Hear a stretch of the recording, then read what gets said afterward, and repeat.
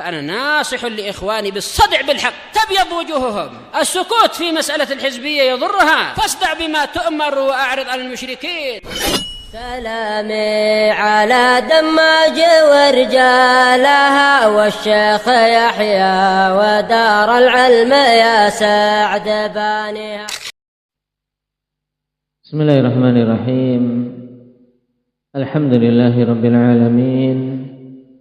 Wassalatu wassalamu ala rasulihil amin wa ala alihi wa ashabihi ajma'in, amma ba'd.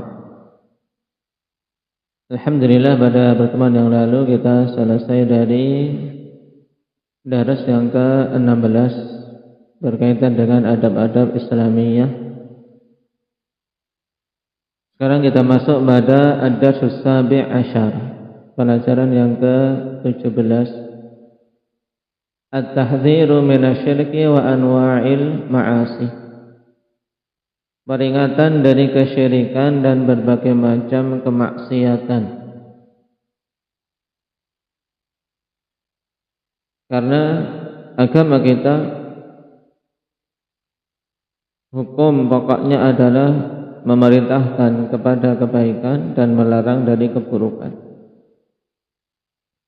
Dan telah kita lewati hal-hal baik yang kita diperintahkan untuk mewujudkannya, mulai dari peribadatan sampai dalam permasalahan adab dalam pergaulan. Nah, sekarang kita masuk pada sisi yang lain dalam syariat kita yang berupa peringatan dari keburukan. Diawali dari keburukan paling berbahaya, yaitu syirik. Kemudian kemaksiatan-kemaksiatan yang lainnya. Qala wa minha as-sab'ul mubiqat, ay al-muhlikat. Dan di antara perkara yang diperingatkan tersebut adalah 7 perkara yang membinasakan. 7 perkara yang menjadikan seorang binasa, celaka. Dan kecelakaan yang dimaksud ya kecelakaan di akhiratnya. Walaupun mungkin dia di dunia adalah orang yang paling nyaman kelihatannya, dengan harta benda, dengan kenikmatannya. Tapi di akhirat dia termasuk orang-orang yang binasa. Apa itu 7 perkara yang membinasakan? Wahiyya asyirku billah, yaitu menyekutukan Allah, wasihru dan sihir, wa qatlun nafsil lati harramallahu illa bilhaq, membunuh jiwa yang Allah haramkan kecuali dengan cara yang hak, wa aklu riba, dan memakan harta riba, wa aklu mal yatim, makan harta anak yatim, wa tawalli yaumaz zahfi, dan melarikan diri dari medan pertempuran, wa qadful muhsanatil ghafilatil mu'minat, dan menuduh wanita-wanita yang menjaga kehormatannya, yang mereka lalai dengan pembicaraan orang-orang terhadapnya, dan mereka ini kaum mukminat tapi dituduh tanpa hak bahwasanya mereka adalah pezina. Ini maksud qadful muhsanatil ghafilatil mu'minat, yaitu menuduh wanita-wanita beriman yang menjaga kehormatannya dengan perzinaan. Ini dosa besar. Wa minha, dan di antara bentuk kemaksiatan-kemaksiatan yang diperintahkan adalah uququl walidain, durhaka kepada kedua orang tua, wa qati'atur rahim, memutus hubungan rahim, wa syahadatuz zur, persaksian palsu, wal aimanul kadzibah, sumpah-sumpah dusta, wa idza'ul jar, menyakiti, mengganggu tetangga, wa dzulmun nasi fid dima, menzalimi manusia terkait masalah darah, yaitu membunuh tanpa hak, wal amwal, menzalimi manusia juga terkait masalah harta, wal a'rad, dan kehormatan. Karena kezaliman ini porosnya 3 ini. Zalimi masalah darah, atau harta, atau kehormatan. Wa syurbul muskir, minum minuman yang memabukkan. Wa la'bul qimari wa huwal maisir, yaitu bermain judi.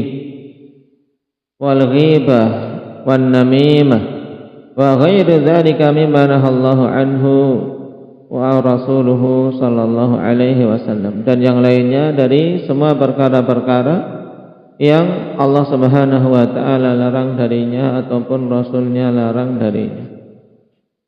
Baik. Ini secara ringkas hal-hal yang diperingatkan di dalam syariat kita.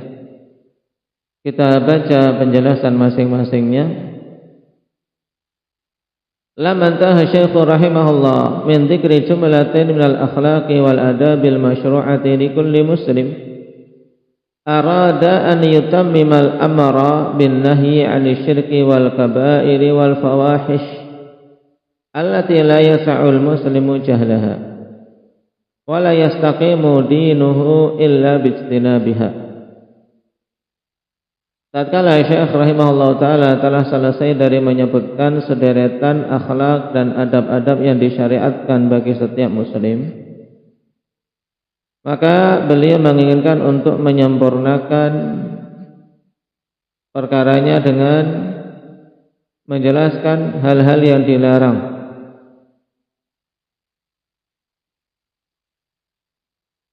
Untuk menyempurnakan dalam pengajaran beliau dengan melarang dari kesyirikan, dosa-dosa besar, serta al-fawahish, jamak dari fahisyah, dosa-dosa yang menjijikkan, yang secara fitrah manusia pada asalnya mereka membencinya, jijik dengannya.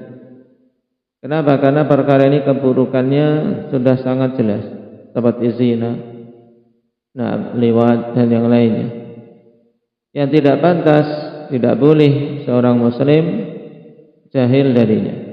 Demikian pula tidak akan lurus agama seseorang kecuali dengan menjauhinya. Seorang mengupayakan akhlak yang baik, tapi kalau dia tidak menjauhi perbuatan dosa-dosa, ya tidak akan lurus agamanya. Karena inti dalam beragama ya menunaikan perintah, menjauhi larangan, melakukan kebaikan dan meninggalkan kemaksiatan. Ini inti dalam beragama. Wa syekhu ra'a qa'idatal bad'i bil ma'murat tsummal manhiyat. Di sini Syekh memperhatikan kaidah untuk memulai dengan hal-hal yang diperintahkan, kemudian baru membahas hal-hal yang dilarang.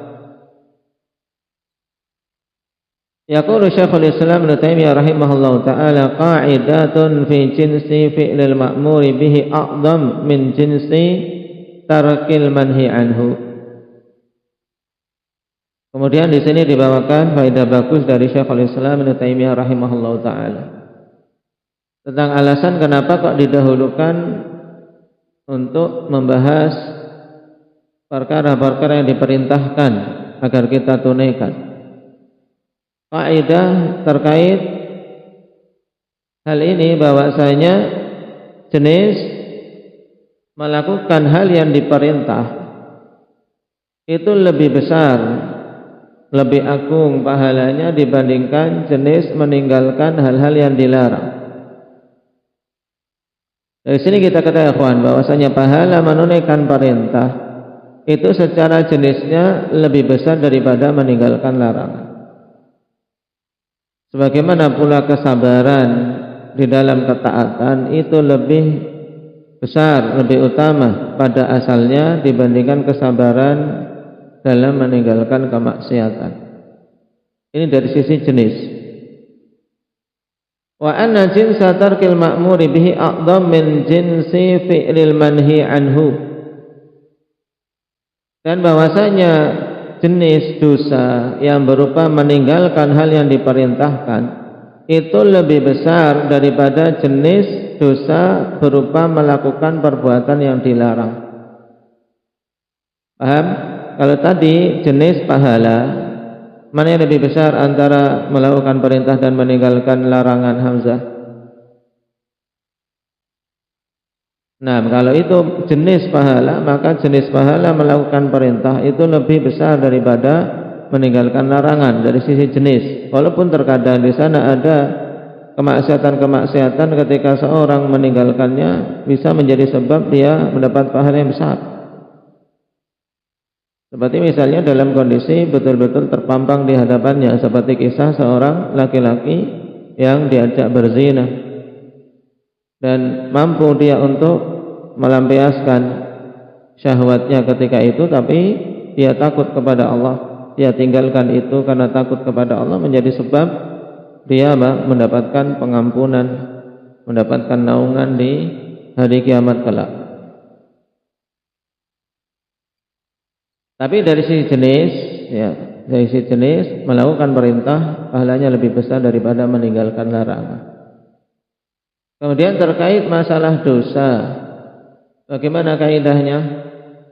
Hendak ya Raga, mana yang lebih besar dosanya? Jenis meninggalkan hal-hal yang diperintahkan. Jenis meninggalkan hal-hal yang diperintahkan itu lebih besar dosanya daripada jenis melakukan yang dilarang. Makanya orang tidak sholat, orang meninggalkan sholat, ya kan? Dengan orang yang berzina, dari sisi jenis parah mana Pak? Pak Mukhlis? Ini sama-sama ngerin. Orang tidak sholat, tidak meninggalkan sholat, tapi dia baik. Nah, ya satunya orang berzina, lebih parah mana? Meninggalkan sholat. Karena orang meninggalkan sholat bisa dihukumi kafir dari sisi jenis. Nah, cuman di masyarakat kita orang meninggalkan sholat santai-santai saja, tidak dicemooh orang. Nah, atau contoh yang lebih mending, dalam artian orang meninggalkan sholat dengan orang mencuri. Orang mencuri bisa dipukuli sampai mati. Yang satu meninggalkan sholat masih dimuliakan, dihormati. Kenapa? Karena tidak paham namanya jenis dosa. Padahal jenis dosa meninggalkan kewajiban itu lebih besar daripada jenis dosa melakukan hal yang dilarang. Walaupun sama-sama perkara yang mencelakakan. Ini penting untuk kita pahami agar jangan sampai seorang bermudah-mudahan meninggalkan kewajiban seperti sholat terutama. Wa anna mathubata bani Adam ala ada'il wajibat a'zam min mathubatihim ala tarkil muharramat wa anna uqubatahum ala tarkil wajibat a'zam min uqubatihim ala fi'lil muharramat. Baik. Dan bahwasanya pahala yang akan diberikan kepada Bani Adam atas penunaian kewajiban itu lebih besar daripada pahala daripada meninggalkan keharaman. Demikian pula hukuman atas meninggalkan suatu kewajiban itu lebih besar daripada hukuman dari melakukan keharaman. Ini kaidah penting untuk dipahami oleh setiap muslim dan muslimah. Nah, terkait perkara syariat kita mengenai perintah dan larangan, dan melanggar perintah serta melanggar larangan, mana yang lebih besar? Fabada'a fi hadzal darsi bis-sam'il mubiqat. Maka beliau di sini kemudian mengawali dalam pelajaran ke-17 ini dari dalam menyebutkan hal-hal yang dilarang serta memperingatkannya dengan sam'il mubiqat, 7 perkara yang membinasakan. Disebut mubiqat karena memang membinasakan pelakunya, wal iyadu billah. Kenapa? Li'annaha akbarul kabair, karena itu adalah sebesar-besar dosa besar. Li hadits Abi Hurairah radhiyallahu anhu, berdasarkan hadits Abi Hurairah radhiyallahu anhu.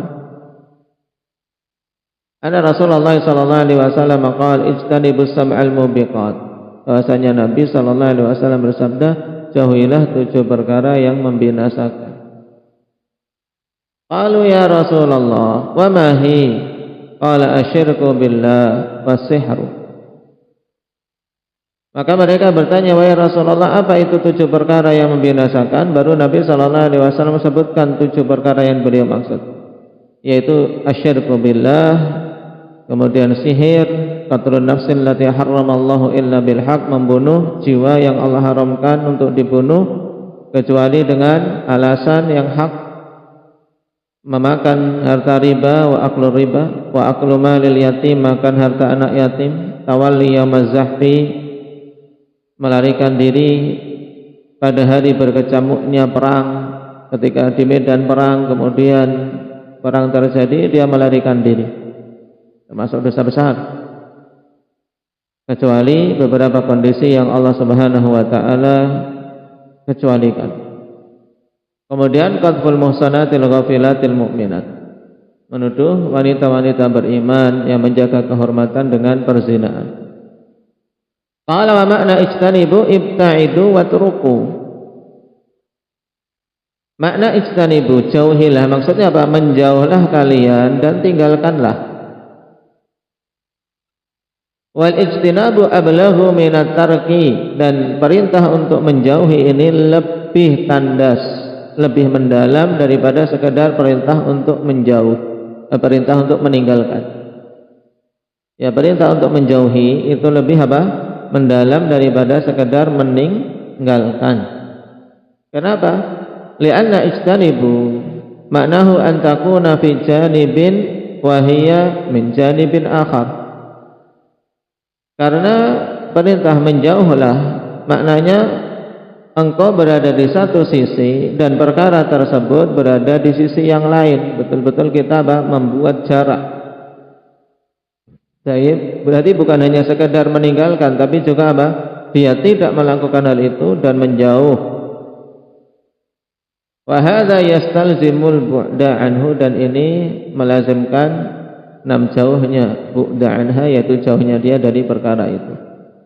Amma tark faqad yatrukuha wa huwa qaribun minha. Adapun meninggalkan, maka terkadang seorang meninggalkan hal-hal itu tapi dia dekat dengannya. Meninggalkannya tapi dia dekat dengan perbuatan tersebut. Bisa. Baik. Wal mubiqat hiyal muhlikat. Mubiqat adalah muhlikat, hal-hal yang membinasakan. Wa summiyat mubiqatin li'annaha tuhliku fa'ilaha fid dunya. Dinamakan mubiqat karena dia membinasakan pelakunya di dunia pertama kali. Bima yatarattabu 'alaiha minal 'uqubat, dikarenakan hukuman yang merupakan konsekuensinya kalau pemerintah, kalau hukum Islam tegak. Syirik dihukum mati, sihir dihukum mati, membunuh tanpa hak dikisos juga mati. Nah, taib dan seterusnya. Ini di dunia. Wa fil akhirati minal azab, dan di akhirat berupa azab yang pedih tentunya. Wal mubiqat hiyal kabair, dan hal-hal yang membinasakan itu maksudnya adalah dosa-dosa besar. Terus apa itu dosa besar? Wal kabiratu hiya kullu ma'siyatin tarattaba 'alaiha haddun fid dunya aw wa'idun fil akhirah aw ghadabun aw tahdidun aw wa'idun binafyil iman. Ini ditandai pengertian dosa besar, sehingga seorang tahu, oh ini dosa besar. Dosa besar itu semua kemaksiatan yang berkonsekuensi atasnya hukum had di dunia. Jadi semua dosa kalau ada hukum hadnya di dunia itu dosa besar. Contohnya apa misalnya? Hadir.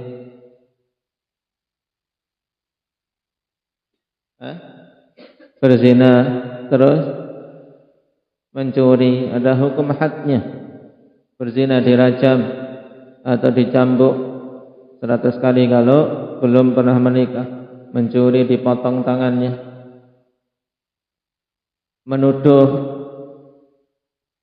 zina tanpa hak juga dicambuk 80 kali. Ini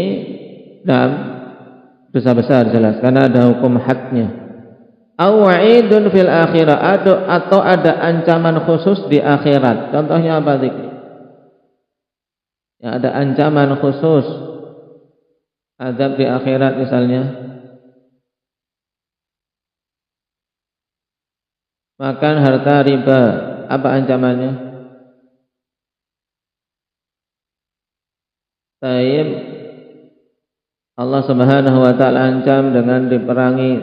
Cuman hukuman di akhirat apa? Yang dilihat oleh Nabi sallallahu alaihi wasallam? Dijejalkan kepadanya apa? Batu-batuan yang panas. Taib, terus dipenuhi perutnya dengan api neraka. Yang lainnya apa?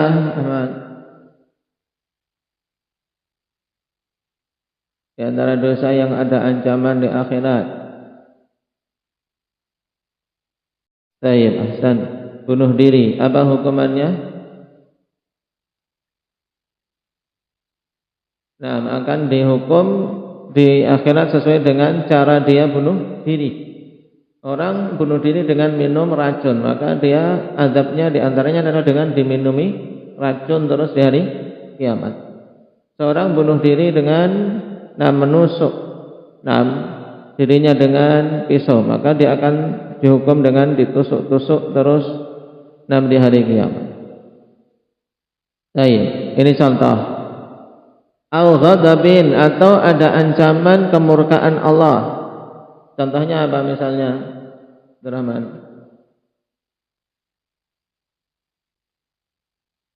Apa?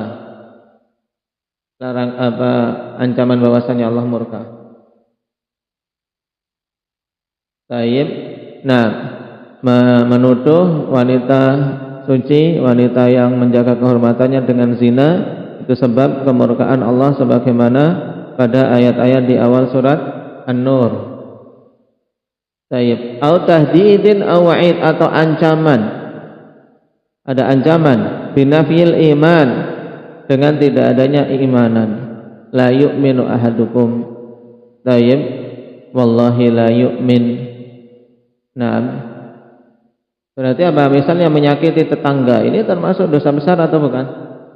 Dosa besar, akhwan. Kenapa? Karena Nabi mengatakan wallahi la yu'min man la ya'manu jaruhu bawa'iqah. Tetangga kok menyakiti, mengganggu tetangganya, enggak beriman. Ini menunjukkan itu dosa besar, mengganggu tetangga. Ayo. Dan masing-masingnya insyaallah akan diterangkan. Qauluhu wa sam'ul mubiqat la yaqtadil hasr, dan 7 perkara yang membinasakan ini tidak dipahami di situ pembatasan. Bal hunaka mubiqatun wa kaba'ir ukhra. Dan bahkan di sana ada mubiqat, hal-hal yang membinasakan, wa kaba'ir ukhra dzukirat. Ada dosa-dosa besar yang lain yang disebutkan. Bukan hanya 7 ini saja. Misal contohnya akhwan, at-ta'arrub atau at-ta'arrub ba'dal hijrah. At-ta'arrub ba'dal hijrah, yaitu setelah hijrah dia balik lagi ke tempat asalnya. Ini dosa besar. Orang sudah hijrah dari tempat itu ke tempat yang lain, kemudian dia balik lagi ke tempat dia asal berhijrah. Dosa besar. Seperti misalnya seorang hijrah dari Inggris misalnya, dari Inggris kemudian ke Saudi pada zaman sekarang, dia keluar dengan niatan hijrah, aku mau hijrah, dan ini kewajiban kaum muslimin yang tinggal di negeri-negeri kafir yang tidak mampu menegakkan agamanya untuk berhijrah. Kemudian setelah itu sulit ekonomi, ini di Inggris lebih apa? Lebih mudah cari duit. Akhirnya apa? Pulang ke tempat asalnya, padahal tadi sudah berniat hijrah. Dosa besar. Tidak boleh kalau pulang dari tempat hijrahnya lebih dari 3 hari. Makanya ini penting. Terkadang ikhwah itu bermudah-mudahan menggunakan istilah hijrah untuk pindah tempat. Padahal dia terkadang butuh untuk ke tempat asalnya itu mungkin lebih dari 3 hari. Ini hati-hati. Mending istilah saya mau pindah, saya mau merantau, saya mau mencari tempat yang lebih enak untuk ibadah, untuk taklim. Daripada dia menggunakan saya ingin berhijrah. Misalnya berhijrah dari tempat tinggalnya ke tempat di markis yang di situ ada markis ahli sunnah dengan meniatkan hijrah. Kalau dia meniatkan hijrah dengan istilah ini hijrah syar'i, maka dia tidak boleh balik. Tidak boleh lagi balik ke tempat asalnya kecuali cuma 3 hari. Kalau lebih 3 hari jatuh dalam dosa besar. Nah, ini hati-hati. Maka ahsan seseorang ingin cari tempat tinggal, karena terkadang seorang tidak bisa bersabar. Tidak bisa bersabar dengan kondisi tempat baru yang mencari ma'isyah sulit. Nah, juga terkadang muncul permasalahan, akhirnya dia butuh pulang. Padahal tadi sudah niat hijrah, pulang lagi, ya, dosa besar. Wal'iyadzubillah. Wal yaminul fajirah. Nah, sumpah fajir, sumpah apa? Jahat, sumpah palsu. Nah, yaitu dia bersumpah palsu untuk perkara yang telah lampau demi merampas hak orang lain. Misalnya dalam jual beli, sumpah fajirah misalnya, demi Allah aku beli mobil ini, nah sekian-sekian harganya, padahal tidak, harganya di bawah itu. Ini sumpah palsu, dosa besar. Fal kabairu idzan laysat mahsuratan bima warada fil hadits bal tablughu aktsar min dzalik. Sehingga dosa besar jika demikian itu tidaklah hanya terbatas dengan yang datang dalam hadis sab'ul mubiqat tadi, tapi bahkan lebih banyak dari itu. Walidzalika warada anna Ibnu Abbas radhiyallahu anhuma su'ila 'anil kaba'ir wa hal hiya sab'un, qala radhiyallahu anhuma hiya ila sab'ini aqrab wa fi riwayatin ila sab'i mi'ah.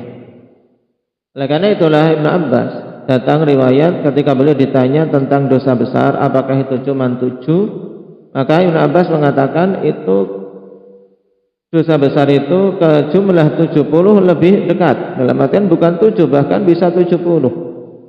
Dalam riwayat yang lain bahkan bisa sampai 700 jenis. Nah, menunjukkan apa banyaknya, bukan hanya 7 tapi banyak. Wa dzakara Adz-Dzahabi fi kitabih Al-Kaba'ir Sab'ina Kabirah, dan Imam Az-Dzahabi rahimahullahu taala dalam kitab beliau Al-Kaba'ir menyebutkan 70 jenis dosa besar. Tsumma innal kaba'ir tatafawat. Ini penting. Setelah kita tahu bahwasanya itu dosa besar, ketahuilah bahwasanya dosa besar itu bertingkat-tingkat keparahannya. Bertingkat-tingkat keparahannya. Fa ba'duha akbaru min ba'din, sebagiannya itu lebih besar daripada sebagian yang lain. Nah, sama-sama dosa ya Pak, tapi ini dosa dilakukan dengan kelicikan. Dosa kemudian apa? Di situ diselubungi dengan penipuan. Kemudian dia menunjukkan secara lahiriah hal yang berbeda seperti keadaan orang-orang munafikin. Ini lebih besar daripada seorang yang melakukan dosa tanpa hal-hal tersebut. Nah, demikian pula tempat di mana dia melakukan itu juga pengaruh. Nah, tempat yang baik, tempat yang mulia, kemudian seorang melakukan dosa padanya, lebih parah dosanya dibandingkan seorang memang melakukan di tempat-tempat yang buruk.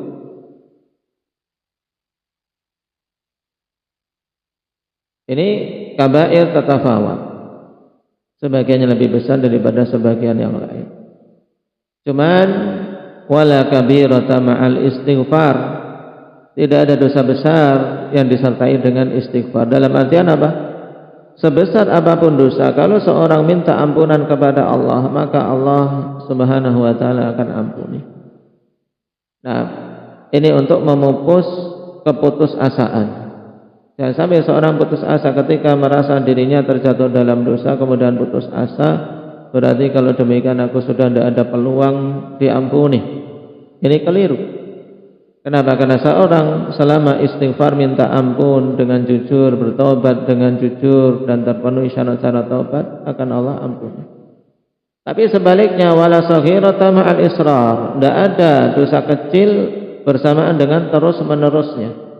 Kenapa? Karena walaupun itu kecil terus-menerus tidak bertobat, tidak merasa salah, ini jadinya apa? Raga. Jadinya besar. Nah, dan ini kalimat penting untuk diingat. La kabirata ma'al istighfar wala saghirata ma'al israr. Untuk mendorong seorang bertobat tatkala melakukan dosa besar, dan juga mendorong untuk seorang tidak meremehkan dosa kecil. Karena banyak manusia menganggap ini dosa kecil saja. Tapi kalau terus menerus akan menumpuk. Yang diungkapkan oleh Nabi Shallallahu Alaihi Wasallam ibarat suatu kaum yang turun di suatu tempat, kemudian masing-masing mengumpulkan ranting-ranting kecil. Ranting-ranting kecil dikumpulkan, tapi kalau sudah menumpuk itu bisa membakar, tidak? Bisa membakar.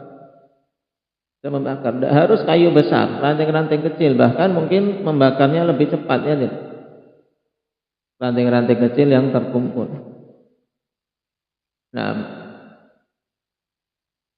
maka hati-hati, sebagaimana peringatan dari Nabi Sallallahu Alaihi Wasallam, iyyakum wa muhaqqiratil dzunub, hati-hati kalian, jauhi oleh kalian dosa-dosa yang diremehkan.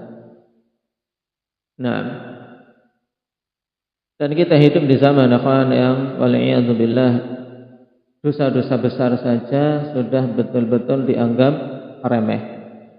Dosa yang menjijikkan saja dianggap biasa seperti zina. Demikian pula dosa yang berupa meninggalkan perintah seperti sholat, itu dianggap suatu perkara yang biasa. Bahkan kebalikannya, untuk mencari orang yang menunaikan sholat dari kaum muslimin itu malah lebih sulit dibandingkan mencari orang yang tidak sholat. Maka kita hidup di zaman yang butuh kita banyak-banyak memohon kekokohan kepada Allah. Kita hidup di zaman yang banyak kemaksiatan, banyak kerusakan. Kalau kita tidak mendekat kepada Allah, sangat rentan untuk ikut rusak. Sangat rentan untuk ikut rusak. Nah, maka jangan biarkan diri kita terjerumus dalam kerusakan itu. Nah, kalau dulu Anas bin Malik saja, innakum la ta'maluna a'malan hiya adaqqu fi a'yunikum minasya'rah. Ini Anas bin Malik katakan di zamannya. Kalian sungguh melakukan suatu perbuatan yang itu kalian anggap remeh, di mata kalian itu lebih remeh daripada sehelai rambut. Wa kunna na'udduha ala ahdi Nabi sallallahu alaihi wasallam minal mubiqat. Padahal dulu kami mengkategorikannya di masa Nabi sallallahu alaihi wasallam dalam dosa yang membinasakan. Ini di zaman Anas. Beliau melihat keadaan orang-orang yang meremehkan dosa.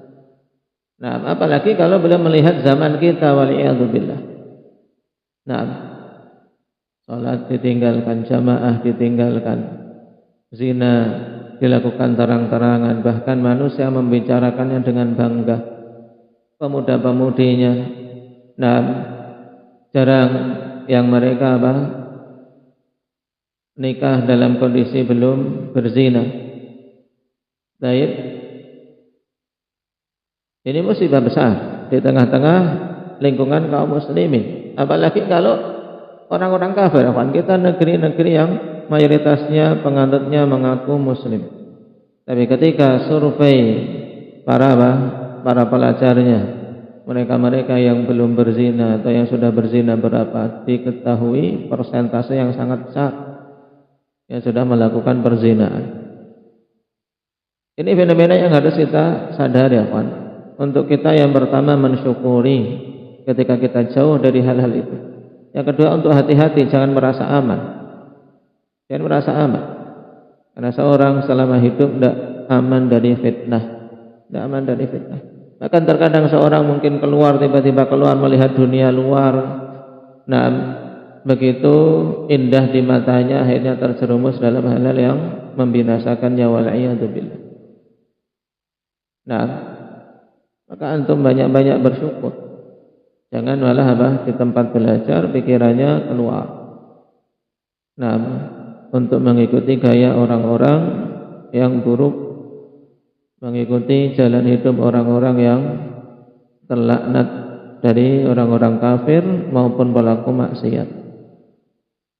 Nasallallahu al-afiyata wa salamah. Naktafi bihadza walhamdulillahi rabbil alamin.